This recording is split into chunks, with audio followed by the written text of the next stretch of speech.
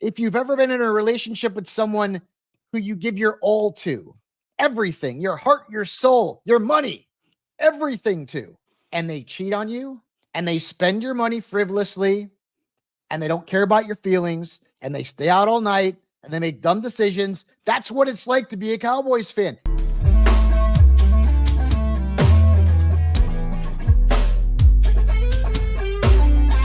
What is up, everybody? This is the Sharp Angles podcast. I am Raymond Summerlin, excited today to be joined by a legend of the business. I feel that's fair to say. I'm assuming you're in the Fantasy Hall of Fame. If you're not, I'm gonna petition for you strongly. But I assume you're there. It's Michael Fabiano of Sports Illustrated, at Michael_Fabiano on Twitter.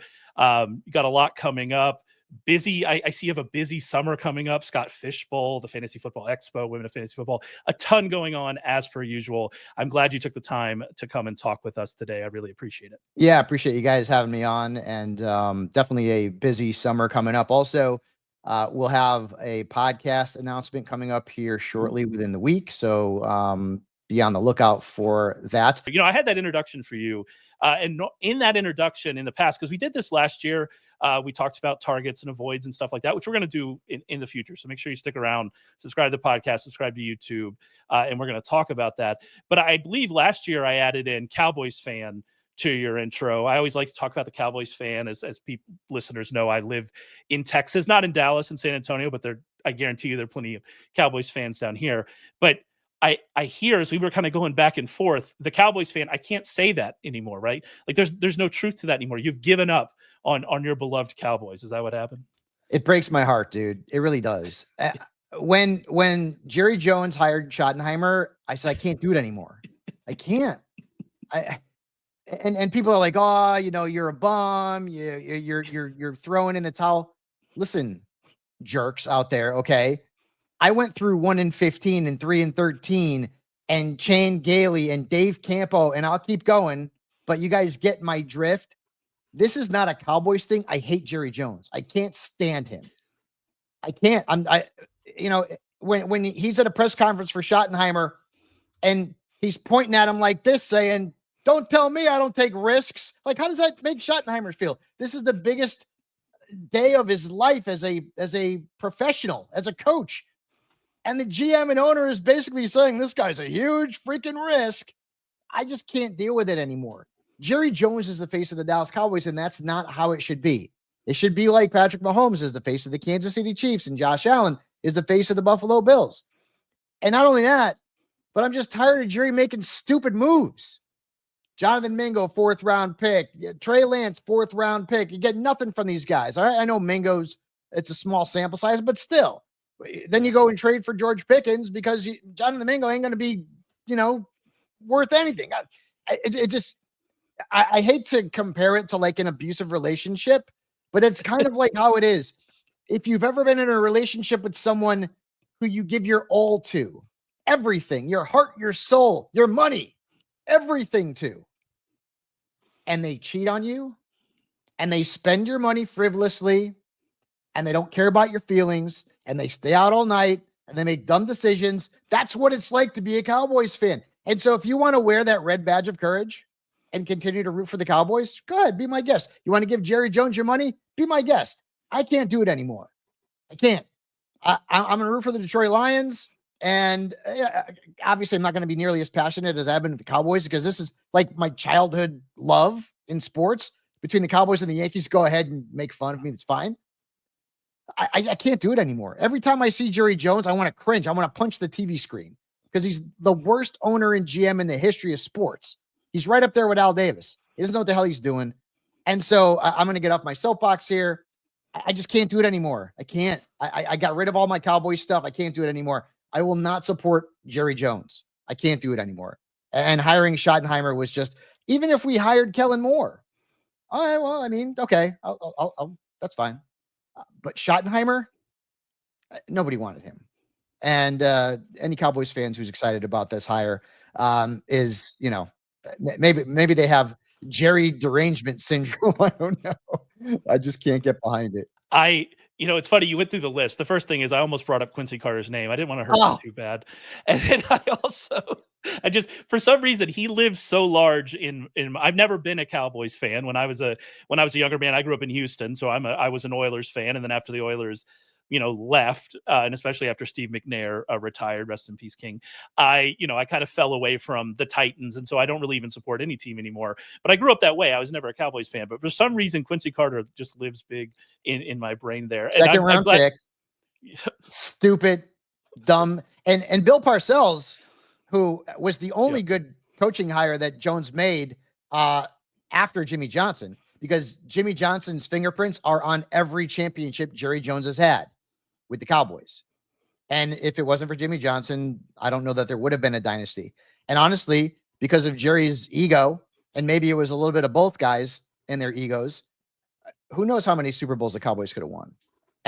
But since then, Jerry Jones has made bad decision after bad decision at head coach, except for Parcells. And Parcells actually had the Cowboys with Quincy Carter win 10 games one year. I mean, that's a freaking miracle. But if you look at, especially recently too, now the Cowboys have done okay in the drafts, but recently, Mozzie Smith has not turned out. Taco Charlton was terrible. Last year's draft class, I mean, it's, So we'll see. But, and I'm still going to be following the Cowboys, certainly. And some people were like, oh, it's like, you're jilted lover. Yeah, it is. And honestly, I mean, if the Cowboys go and win the Super Bowl this year, it's on me. And you should thank me for jumping ship and not. Again, I will always love the Dallas Cowboys. I can't support Jerry Jones anymore. I just can't do it. I can't do it. I can't wait to find out what happens with Micah Parsons, because they're going to have to pay him King's ransom. I don't know where they're coming up with that kind of money. Anyways, and by the way, you mentioned the Houston Oilers, maybe the 3 best uniforms in sports history.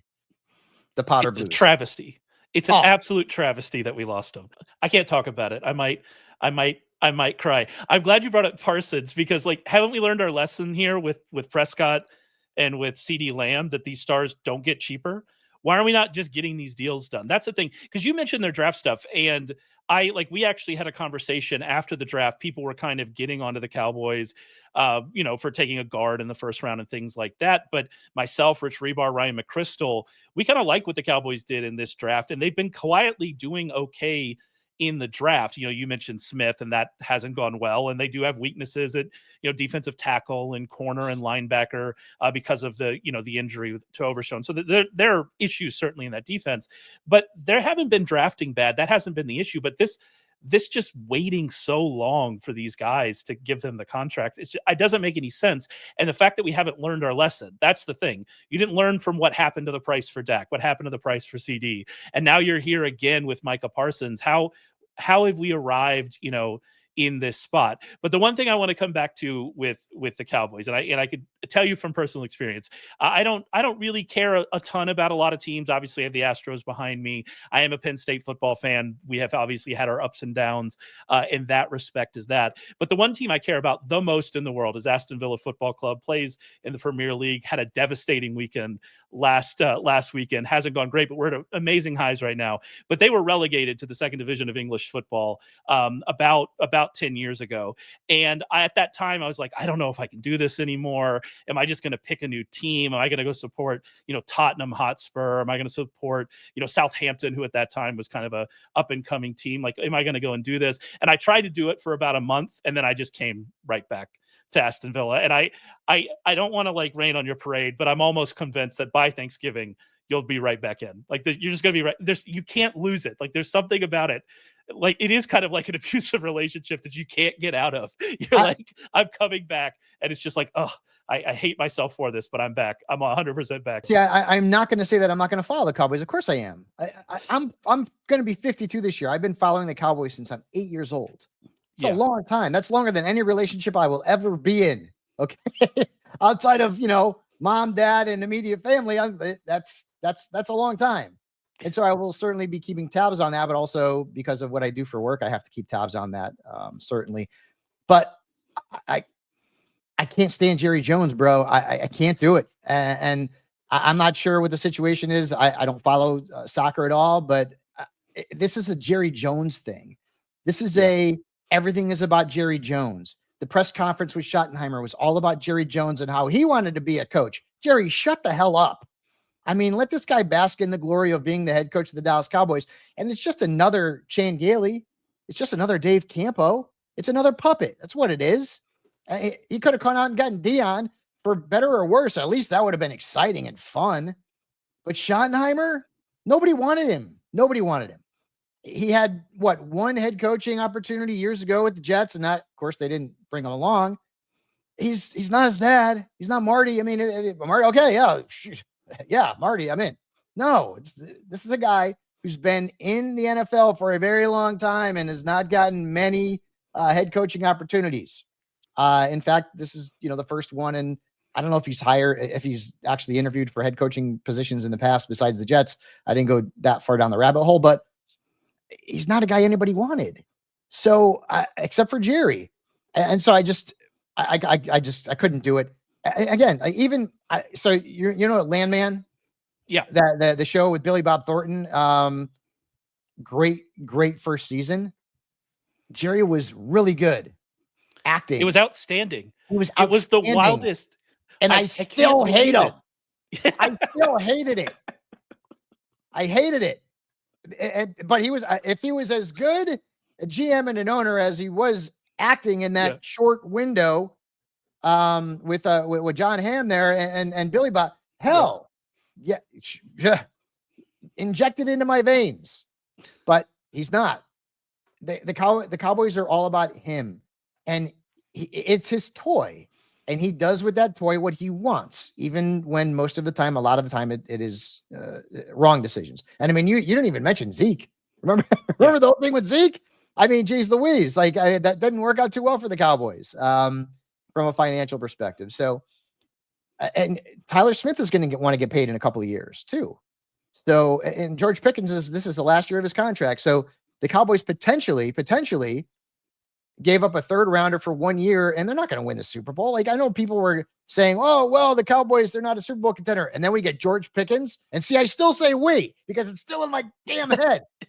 The Cowboys get Pickens, and all of a sudden they're a Super Bowl. Come on. No, they're not. Yeah. They're not. They're the third best team in their division.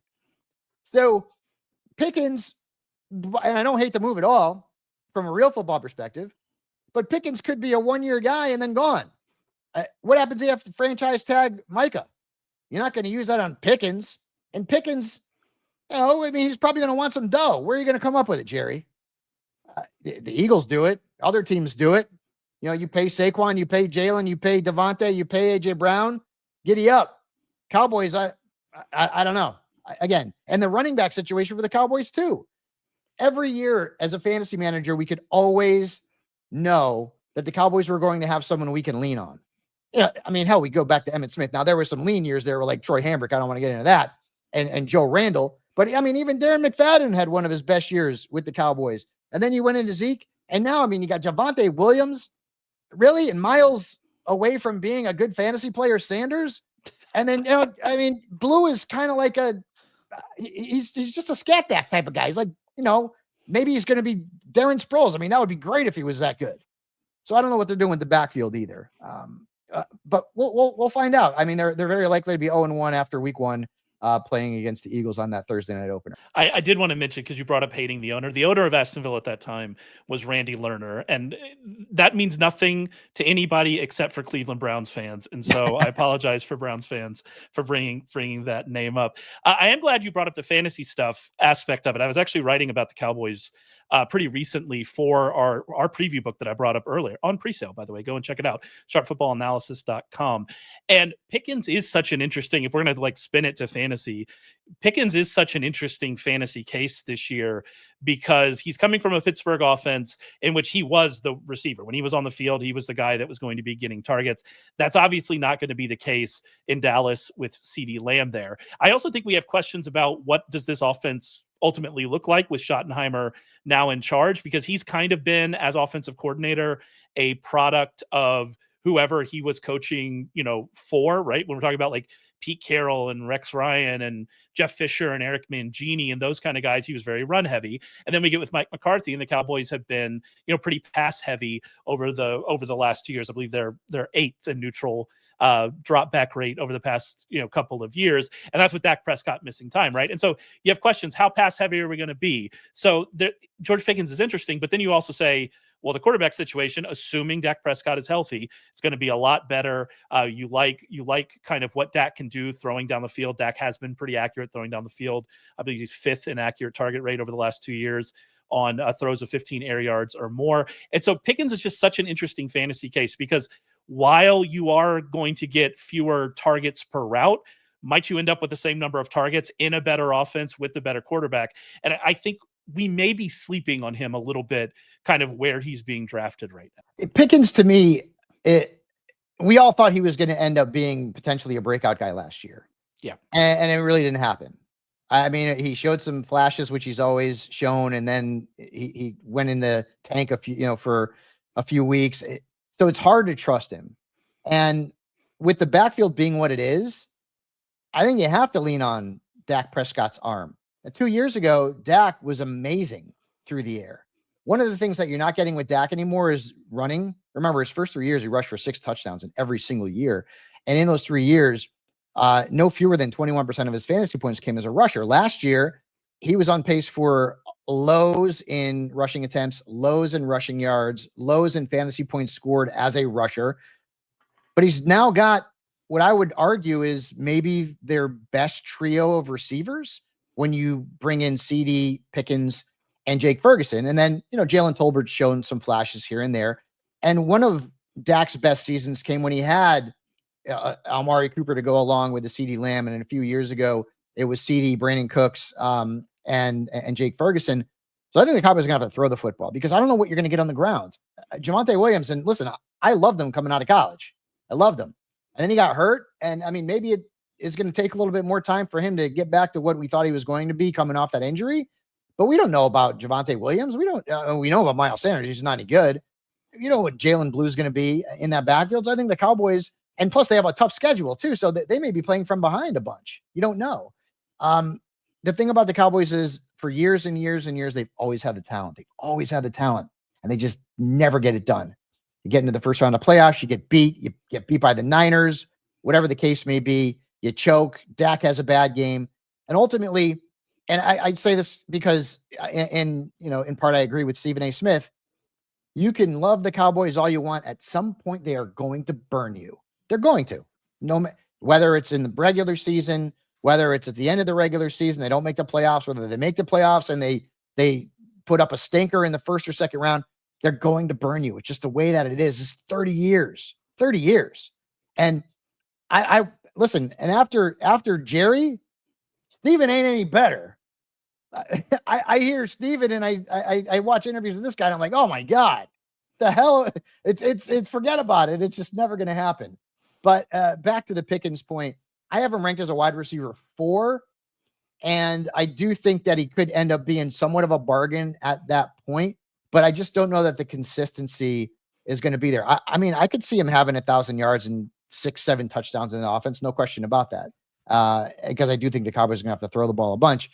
But as you also mentioned, CeeDee Lamb is going to get a ton of targets, and those targets are not going away because George Pickens is now on the roster. Yeah, absolutely. That we are in agreement. And that's kind of where I am with Pickens too. Like, he's going to be a bargain in that where his cost is. I will tell you're going to make fun of me. I have been drafting Miles Sanders in the last round of best ball drafts. All right. So Javonte Williams also has not been good, because I'm with you. In that first year and the first few games, obviously before he got hurt, in his second year, he created after contact. He was great. And, it was wonderful. And so I hope that that's the Javonte Williams we get back. I'm not going to be drafting him, so it won't help me. But I just hope that's the guy we get back, because I like seeing good football players, and he was a legitimately very good running back before the injury. But he just hasn't been that recently. And like, you look at last year on that Broncos depth chart with running backs that we don't even really regard that highly, like Jaleel McLaughlin and Audric Estime. Williams averaged 3.7 yards per carry and an explosive run on 9.4% of his carries. And you can say, well, did the team have something to do with that? Every other Broncos running back averaged 4.3 yards per carry with an explosive run on 10.9% of the carries. He was noticeably worse than this other backfield that we don't feel that strongly about. I just think if I'm taking Miles Sanders in the last round, which I have been doing, I'm doing it just because I don't think we're pricing in the possibility he does actually lead this team, because Javonte Williams just actually isn't that good. And like you said with Jaden Blue, who I like, but do they view him as more of like a complimentary player? That's kind of where I am with this backfield. And if I'm taking him in the last round, there's not a ton of opportunity cost there. I'm willing to take that risk. But to your point, Sanders just wasn't good in Carolina. He was also hurt in Carolina. He was good before with the Eagles. Yeah, but we'll see what happens. But he simply wasn't good in Carolina, to your point. But like, this is more of just like a probability. Is anybody good on this roster? Are they going to be able to find someone else? Like, who's actually getting carries kind of situation? With the Eagles, yeah, that is the main point there. Yeah. Behind an offensive line that is always among the best in terms of run blocking. And he was the RB15. He couldn't even break into the top 12. And Carolina thought so little of him after giving him $6 million a year that they replaced him with Chuba Hubbard. Was maybe a 5th round pick, and Chuba Hubbard was sensational. And they drafted Jonathan Brooks, who was coming off an ACL, in the 2nd round because Miles Sanders stinks.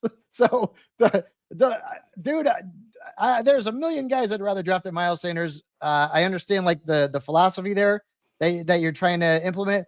Miles Sanders is not a good running back. He's not a good NFL player, and he's not going to be in Dallas. So I would avoid him at certainly at all costs. I think we're still taking Javonte Williams first from a fantasy perspective out of the Cowboys backfield. At least I am. And then Blue would be second. Miles Sanders, I'd have to be in a 24 team, 10 flex league to even think about drafting Miles Sanders. So he was so bad in Carolina that they could not wait to get rid of him and to replace him. And they replaced him with the guy they already had as a roster, and then they gave him a huge extension.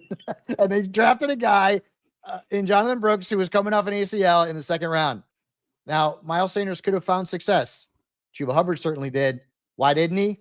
Not that good.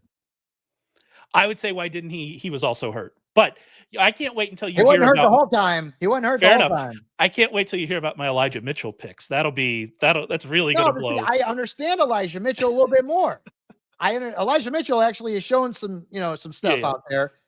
And, you got, Pacheco, who looked like, I don't know what the hell happened to him in the second half of last year and in the playoffs. He was not the same dude.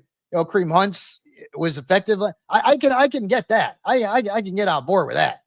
I just can't get on board with Miles Sanders. I'm shocked. Normally it's the other way, but I do love Elijah. We're going to talk a lot more about people we're targeting, people we're avoiding. I promise I will not bring up Miles Sanders nor Elijah Mitchell as we're talking about those guys. We're going to do a lot more of that in a couple episodes here of the podcast. So make sure you stick around. Make sure you subscribe on YouTube at the podcast. Make sure you go and follow Michael on Twitter. Follow all the work he's doing at SI. Keep an ear out for the podcast announcements, which is apparently forthcoming.